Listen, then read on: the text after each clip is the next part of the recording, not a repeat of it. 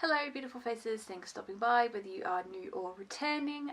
Now we are going to be doing the April reading wrap up. So everything that I read in April. It's not a lot this month. I only managed to read 4 books this month. However, part of April was spent on a holiday in Singapore, so I give myself some slack while the number was a little on the lower side for me. My reading does fluctuate though, like depending on how big the books are, and especially if any of them are fantasy. For some reason, fantasy just takes me longer to read than other books. There is no... Actually, I take that back. I was about to say there's no fantasy this month. There was a Dunmer, and that was like historical and it has some fancy elements in it. So like, actually, there probably was a little bit of fantasy in there. But yes, we managed to read 4 books. So let's just jump right into it. Started out the month with Where's Molly by H.D. Carlton. This is in the Cat and Mouse universe. So if anyone has read that, if you've read Hunting Adeline specifically, which is the second one from the duo, you will know that while Adeline is stuck in that terrible place, she's reading these letters and they're by a character named Molly. Well, this is her book. It's actually cute and thin, so this isn't a big book by any means, but I was kind of disappointed by it. I was expecting to absolutely froth it, considering I absolutely froth the Cat and Mouse duet. I didn't froth this. I wish I had. I don't know, I really wanted to like it. I only ended up giving it like a 3 stars because like the spice was good, but why do I feel like that was the only part of this book that I enjoyed? Like, I don't know, the plot was kind of like boring to me a little bit. I just didn't love it. Like, I didn't love it. Like, 3 is pretty, like, okay. Maybe, actually, because I have given books that I did enjoy 3 stars. I don't know, I feel like there's good 3 and there's bad 3, but maybe this is more of a 2.5.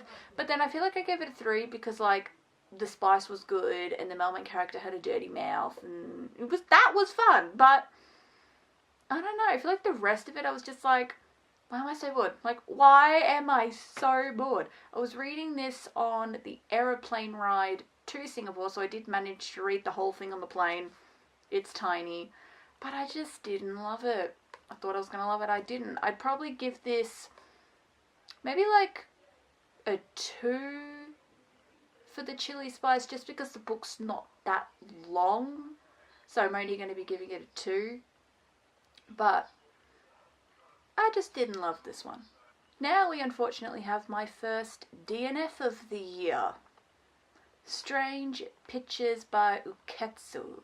Now, I read a good decent chunk of this. I think I read... Like, I didn't have long to go. I did not have long to go, but I just couldn't do it. I was so incredibly bored in this one as well, and there wasn't even spice to keep me going. This is more of a thriller, and it's all supposedly meant to interconnect, and there are pictures in this one. So to anyone that might have interest in this, like, eyeball read it. Do not listen to it as an audiobook because you need to look at the pictures, and that's why it kind of did seem like a cool concept, so I thought that I would give it a go. Again, this one is also cute and thin, not that long. I just couldn't do it. I couldn't do it. I wasn't even scared by it. Like, come on, I gotta be a little bit scared. It's a thriller. And it didn't even do that. So, yeah, I'm not gonna rate this one because I didn't finish it. I don't rate books that I DNF'd. They would, if I were to have rated it, obviously it'd be quite low, it'd be like a 1 star because I DNF'd the thing. But I'm not even really going to rate this because I didn't finish it. I did get a good chunk of the way in though. I think I really wanted to like this one as well. And I do have Strange Houses on the TBR. I think that's the next book in this series. But I have just decided to part ways with the series. I am not going to be reading Strange Houses. Like, if I DNF'd this one, like, I have low hopes for the sequel, and I've just decided that I'm just not even going to read it. So, yeah, this month has not really been the world's best reading month. I'm quite saddened by that fact, actually. It gets a little better from here out, but this month we had no 5 stars, and usually I at least have 1 5-star a month, so the fact that I had no 5 stars, A little depressing. Moving on, I read the second volume of Mistakenly Saving the Villain. Now, this is a Danme series, started in January because I read that first volume in January. Now I've started this one. This one has a magnificent time jump.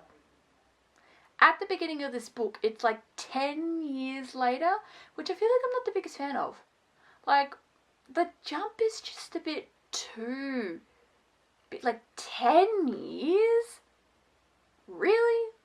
Like, a lot can happen in 10 years. Basically, one of the main characters is like he gets in a coma in like the end of the first book. And this is like 10 years later. Like, that's how long he was in a coma for. I didn't love that. I don't know. I didn't love the big gigantic time jump. I did love the story overall, and it's giving maybe like the first volume is like a setting up.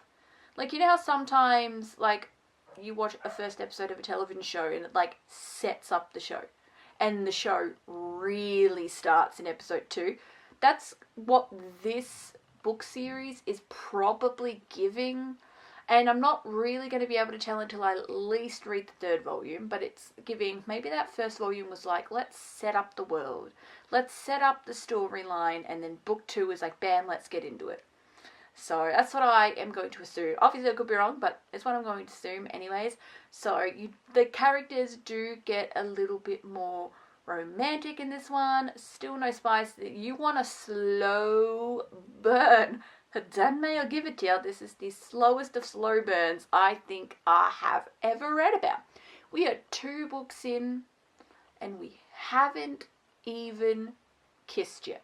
We have had some like romantic gestures and romantic quotes and things like that. But we're still yet to get physical, which that's fine. Like, I read a little bit of everything. But this is like the slowest of slow burns that I have ever read. And slow burn's not like my favourite thing ever. But I don't mind it in this. Like, I feel like this is definitely like, well, there's a lot going on with the plot. They don't have the time to be romantic. I'll point.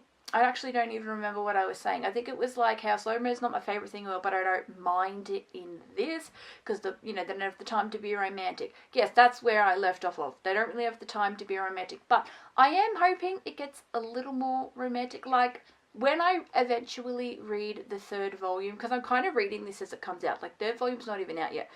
When the third volume comes out, I hope there's a kiss. Like, I'm just a bit like, come on. Like, I'm just a bit like, come on. I feel like you've slow burned for 2 books. At least reward us with a kiss. I did like this one though. This is a good 4-star read. I am enjoying the plot. I'm loving the way that this story is going. And I love where this is, where this is going. I love the direction that it's taking. So basically, I'm not going to read you the back of this one because it's a sequel, but I will, actually, I'll grab book 1 and I'll read you the blurb of book 1. This is book 1. Let me read you the blurb for book 1. Not everyone is meant to be saved. When medical student Song Kin-chi dies and wakes up in his historical fantasy novel, he's tasked with rescuing the tragic protagonist from a life of misery. There's just one problem: he has no idea who the protagonist is. Instead of saving the hero, Song Kin-chi accidentally rescues Yu Wuhan, an enslaved man renowned for his striking beauty and trained in the art of seduction. Now determined to help his traumatized new patient heal, Song Kin-chi offers everything he can: medicine, therapy, emotional support, even a shared bed. Strictly for his patient's well-being, of course. But Yu Wuhan wants more than healing. He wants revenge, and most of all, he wants Song Kin-chi all to himself. So, that's the vibe. That's what it's about, and I really liked it. I should be grabbing the second volume again. I'm genuinely really liking this series. This is my first ever Danme. I would like to read some more Danme in the future, but for now, so far, this is the only Danme I've read, and I'm really liking it. 4 stars. I don't really actually remember what I gave the first volume. It was either a 4 or a 5. I really liked this first volume, but this one I'm going to give a good solid 4 stars to, and so far, it is not spicy. I might get spicier later, I don't know, but so far it is not spicy. I'm also going to read you the back of Where's Molly, because I totally forget that, like, I want to start reading the backs of books. I'm not going to read you the back of Strange Pictures because I DNF'd it, but I will read you the back of Where's Molly. Molly Devereaux has been missing for more than 2 weeks, and police are still searching for the girl who seemed to vanish out of thin air. The world still wants to know, where's Molly? In my dreams, I never escaped the Oregon woods. Life after death isn't easy to accept, especially when I still feel like a ghost. Now I live deep in the mountains of Montana, the paradigm of beauty. But there are also the home of horrors. Horrors that I only unleash at night when my pigs are allowed to feast. So, anyone who may know what goes on in the Cat and Mouse duet, she escaped from that place and now she lives on a pig farm. Now, she's not actually dead, because I feel like this makes it seem like she died. She's not dead. Just so you're aware, she's not dead.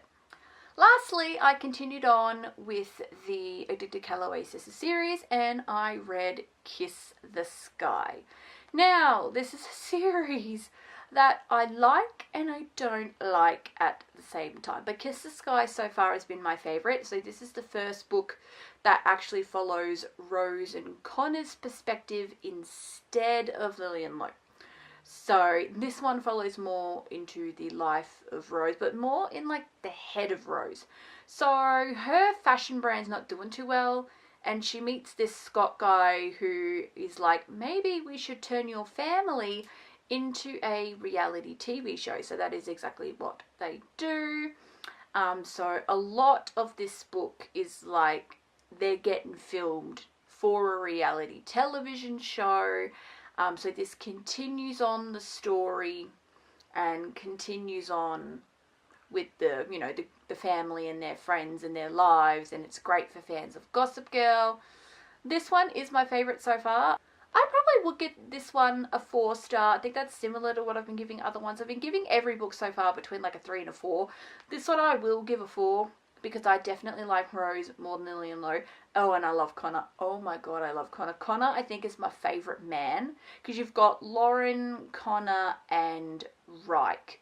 So they're the 3 men. I think Connor is my favourite. Man has an extremely dirty mouth and I am here for it. Oh my god, this was so good. This, like, if you want to talk, the spice specifically in this, ooh, I was down for it. I was down for it. This is getting a 2 for the spice and like, yeah, a good 4 stars, like I mentioned. So this one I'm only giving a 2 for the spice because of its frequency. So I feel like the spice that Rose and Connor engage in is actually quite intense. But there's not a lot of it. Like the frequency, I think there's like, what, 2 or 3 spice scenes in this. Like that's not that many considering the thickness of this book. So I'm giving it a 2 for the spice scale. Because I know that everyone's spice scale is different. Because I know that some people like to do it by intensity. Some like to do it by frequency. Or how far they go. Or like everyone's spice scale is different. My spice scale is so all over the place. Like don't even ask me to explain it. It's so over the place. But yeah, this one has been my favourite so far. I'm still needing to take breaks. It's still not like my favourite series ever. And I won't get into that because I've already feel like I've gotten into like my initial thoughts of this series before. But yeah, so I'm not diving straight into the next one. I'll read the next one eventually, of course, but I'm not diving like straight into it. But I am still liking this series. I'm obviously enjoying it enough to continue reading it. But yep, that is it. They're all the books I read in April. Yeah, so we had a bit of a shorter reading month. I feel like this video isn't really going to go for that long. I only read 4 books, but you know what? Any amount of reading is reading, so I'm still going to give myself a pat on the back for reading 4 books. So yeah, but that is it. Thank you for watching. If you enjoyed, leave a thumbs up. Subscribe down below if you love a good book just as much as I do, and I'll see you all next time. Bye bye.